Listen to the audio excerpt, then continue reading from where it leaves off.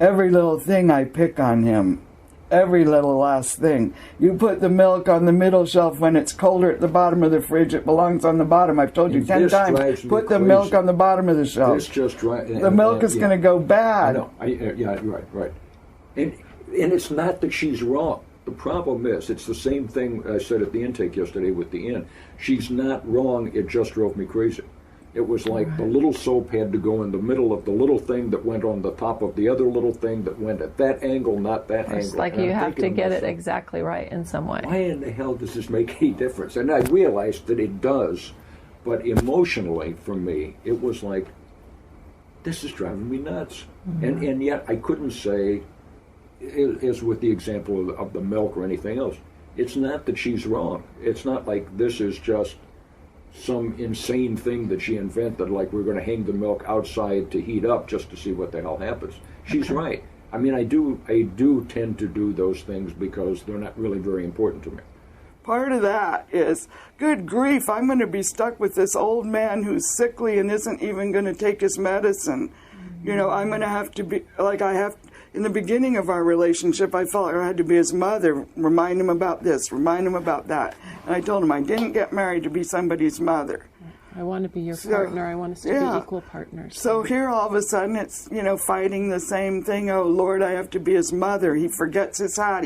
Never, I don't know, maybe once he's put the cream on when I finally... So it's I have to almost have a tantrum for him to take care of himself. Right. And when you feel like you have to have a tantrum, that's when you start to kind of close off and go farther away yourself. Right? Because then you hit that angry spot that you don't want to bring that energy into the relationship that we were talking about last week. Right? And you'll go away. That's when I see how it's hopeless. It's hopeless. Right. When oh God, he's out without the hat again. You know, and I already told him the other day, guess what? There's a pimple there where I first saw the first one. There's no, you know. So some sense that... If I didn't care about him, let him get skin cancer. Right. Screw it. I don't give a damn. Let him die. Right. It's like I'm pointing those things out to him because he matters to me. Because I want us to be together. I want us to work it out. Yeah. Right.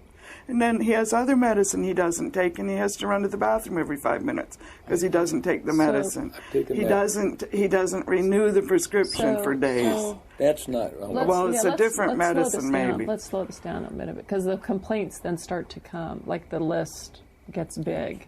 Yeah? It's all part of the same. And as the list... Right, it's the same pattern, right? But as the list gets bigger, it doesn't feel like it's just so much the pattern. It feels like it's more... You're getting more and more dug in some way, right? Or the pile's getting higher and higher.